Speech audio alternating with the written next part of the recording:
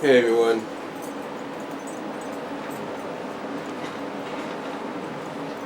What's up? Yeah, let me get a better view here so you can see me. Sorry about that. But yeah, I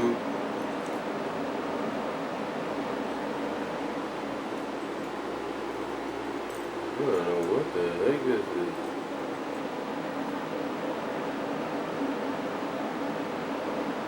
is. That's weird. But anyway, like I was trying to say, as you can see here, I'm answering 13 Sonic SatAM questions.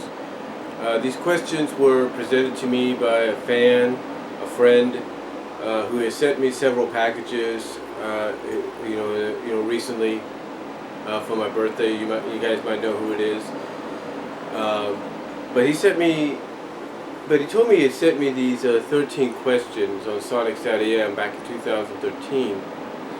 And in my opinion, I can only assume that I've been busy with so much going on in that past year and a half now that I completely forgot that he had asked these.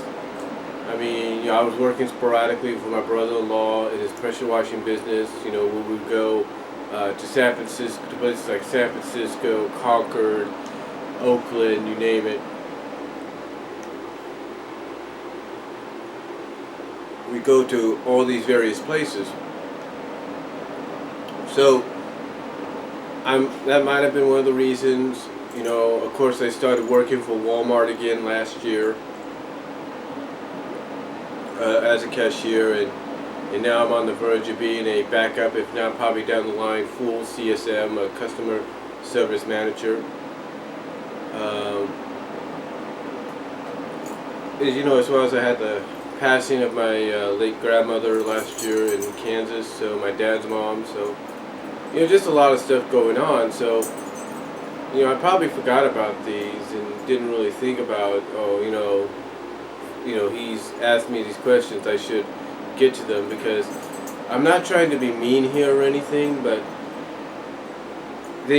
I guess they didn't become such a priority to me at the time because, like I said, I had so much going on. But he did ask me these 13 questions, so without further ado, at 3:02 in the morning, I know, you're probably thinking, why are you doing this so late early? And it's mainly because I work at 6:30 tonight, 6:30 on Friday evening, if you get my drift, so I'm okay. But with that said, let's get into these questions, shall we? The first question he asked is, Dulcie appeared in Season 2 without any explanation. How do you feel about that? Well, I think when we look at Dulcie's appearance in Season 2 in the episode Game Guy, which was the season premiere of Season 2, I think when we look at it, we got to look at the fact that at the time, this was a trend that happened in all kinds of Saturday morning animation throughout the 90s, the 80s, somewhat the 70s, and even somewhat and sporadically throughout the 2000s and even throughout the 2000s and even up to today. So this has always been something that, like I said, was a trend back in the 90s, 80s, and somewhat the 70s, and sporadically throughout the 2000s and even up to today. The reason Dulcie was brought in my opinion, was the fact that she was brought in to cater to that female audience and kind of equal things out. I mean, let's be honest, okay? When the series first began, all you had when the series first began was Sally and Bunny, and everybody else was a boy or a man or a male on the team. Sally and Bunny were the only females. So having Dulcie in there kind of equaled things out. because she basically could pass. She could basically pass for two females, if you know what I mean. Her size, her powers, and everything could equal two additional female members. And then, of course, you had Luke later on joining the fray. So with Luke later on, it kind of equaled things out. But with Dulcie as a main member of the team,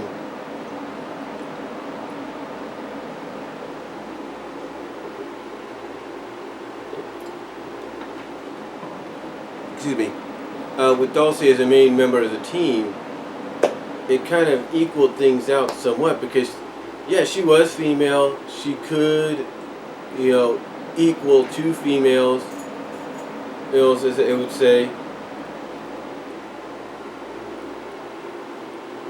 If you could say, she can equal two females, but also she had powers. And that kind of, I think, helped out a lot. But how did I feel about it? I'll be honest with you, and I've said this before. I didn't really watch Game Guy when it first originally aired. I caught the ending of it. So when I saw Dulcie for the first time, I was kind of surprised, like, oh, it's a new character. I wonder who this is. And I heard the name, I was like, oh, that's cool.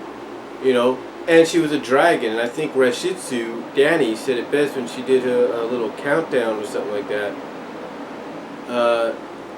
Dragons, and I think anybody would admit, are cool. And to have a dragon as part of the Freedom Fighters was cool in a sense. Now, if you look at it from a comic standpoint, they kind of explained her origin a little bit, but not much. So, Dulcie, basically her appearance, her sudden appearance to me, yeah, it was a bit of a surprise, but when you look back on it, it's more along the lines of this is something, like I said, there was a bit of a trend in the 80s, the 90s, somewhat the 70s, sporadically in the 2000s, and even up to now, to where every season or every other season, you're going to have a new character just show up out of nowhere and become an integral part of the story, become an integral part of the cast. So that's my feelings on Dulcie as we speak. The next question he asked is, in the comics, this is the second question he asked. He says, in the comics, I always thought that Uncle Chuck was the first person to be roboticized. But in the episode called Blast of the Past, Part 1 or Part 2, someone else got roboticized before Uncle Chuck. What do you say about that? Well, I think when you look at it, it's all about interpretation. And you got to look at the timing as well. The timing of A Blast of the Past, when it was being conceived and was being created, was at a time when the comic was already, going. And we truly didn't know at that time if Uncle Chuck was the first one or not. Well, not us, but mainly the people creating the cartoon series. They didn't know if Uncle Chuck was the first roboticized or not. Now, of course, later on in the comics, when they got more SatAM-like, because the series had abruptly ended, it was over after Doomsday.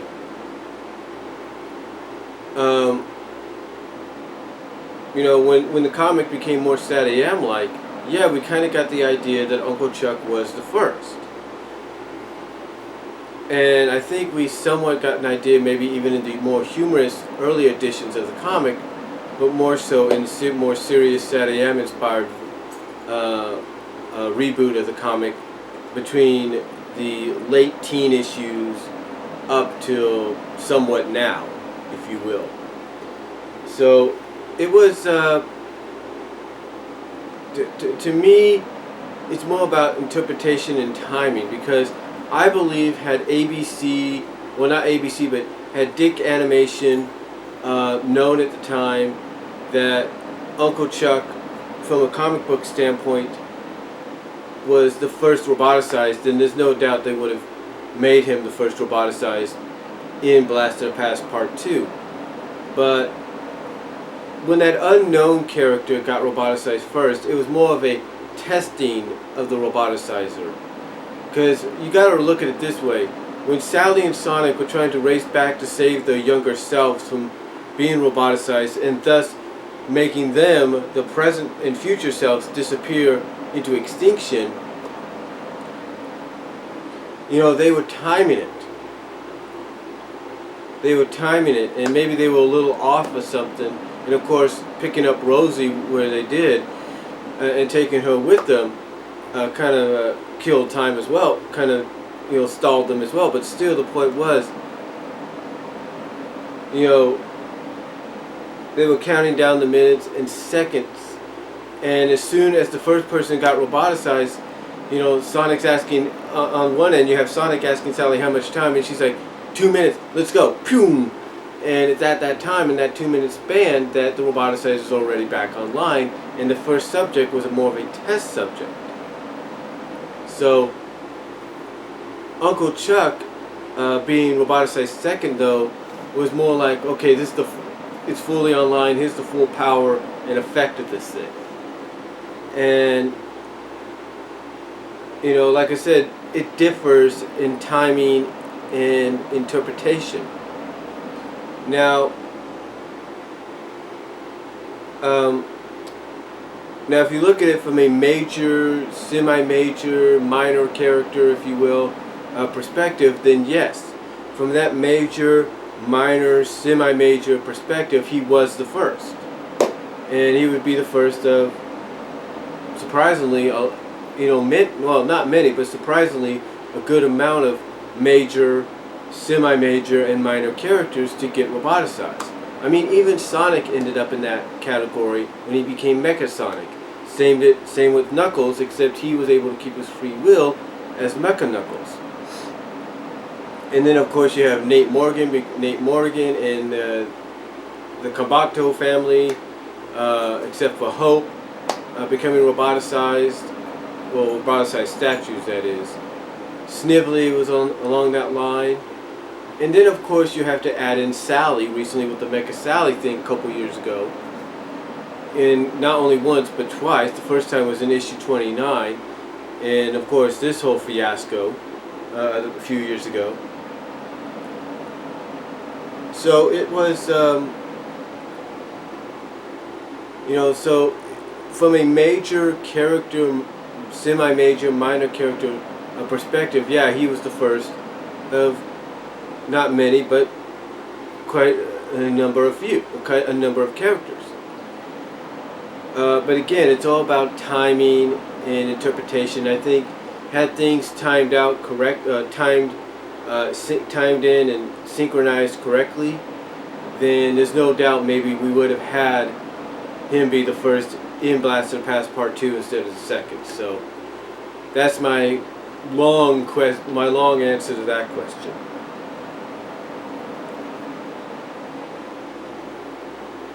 Okay, these next two I'm going to answer together. The questions 3 and 4. The questions are, first of all, for the third question, is he feels, this is what he asked for the third question, and again I'm going to answer these both at the same time. The first question he asked is, he felt like the episodes called Fed Up with Antoine and Ghostbusted, along with The Odd Couple and Rebecca, would have fit as a TV special. What do you think? And then he asked something similar in the fourth question. He says, I felt like Ghostbusted and Rebecca, which would go good together as a Halloween special. What do you think? Okay. First of all, let me explain something to my friend here and to anybody else that's watching.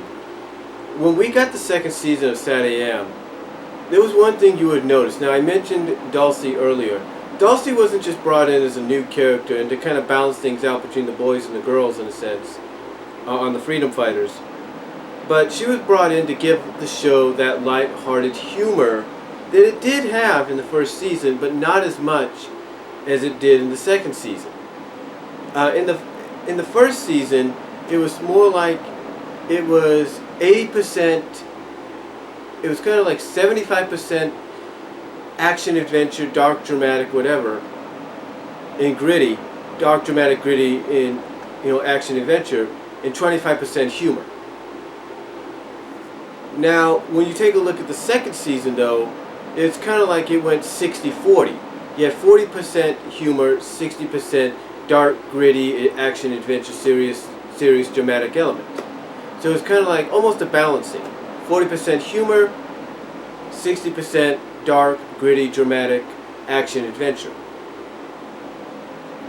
So when Dulcie was brought in, she was brought in to give us that light-hearted humor that I think obviously was sorely needed. I mean, let's not forget when you watch Ben Hurst's interview from the box set, he basically said that when they were doing when they were preparing to do the second season, they went back and rewatched all the episodes. They rewatched all the episodes to see what needed to be tweaked, changed up a little bit, whatever. And obviously one of the things they noticed is they had very little humor, and they were more dark and gritty, so they probably had to balance it out a little bit. And that's why I said you had more of like 40%, you had 15% more humor, making it 40% humor, and 15% less dark, gritty, dramatic elements, making it 60%. So that's why Dulcie was brought in. And that's also why these episodes that someone like Rashitsu, Danny, has even said when she's talked about it in her Sonic retrospective, you could take these episodes and throw them out and nothing would be affected. Because these episodes were mainly done for humor, for comedy. And if you think about it, the comic relief of the Freedom Fighters, besides Dulcie in the second season, was the comic relief of both the first and second season as well, and that was Antoine. And that's what most of these, except for Ghostbusters, focused on. They focused on the comedic antics of Antoine in a bit. Now, could they have worked as primetime specials? Perhaps. Perhaps they could have. I mean, if during the summer, maybe during spring break, during the fall or something like that, if ABC wanted to dedicate, like they had done in the past, dedicate either the Friday or Sunday evening to an hour or half an hour of Sonic the Hedgehog, and said, we're going to give you a primetime Sonic the Hedgehog special episode, and it's going to be 2 cartoons in one, then maybe it would have worked, because in a sense, it probably would have gave them more revenue. It probably would have given them more of those viewers that they so desperately needed, especially in the second season, because they were going up against Power Rangers. So I definitely think they could have worked, as separate half-hour shows, maybe even as an hour special. I think it could have worked in a sense. And as far as putting Ghostbusted and Rebecca together as a Halloween compilation special, I guess if you wanted to take both of them out and put them together, then yeah, it could have worked. But honestly, I think if Dig Entertainment was going to do anything with Sonic SatAM, as far as primetime presentations or specials go, I don't think they would have done it with Odd Couple and Rebecca, or Fed Up with Antoine and Ghostbusted, or even take Ghostbusted and Rebecca and pair them together, a Halloween special. As much potential as that would have, I don't think they would have done that. I think if they would have do any kind of holiday special, they would have done a Christmas one. And if they wanted to dedicate any time to Sonic SatAM as a primetime presentation, like CBS had done with the Ninja Turtles and the Planet of the Turtleroid special,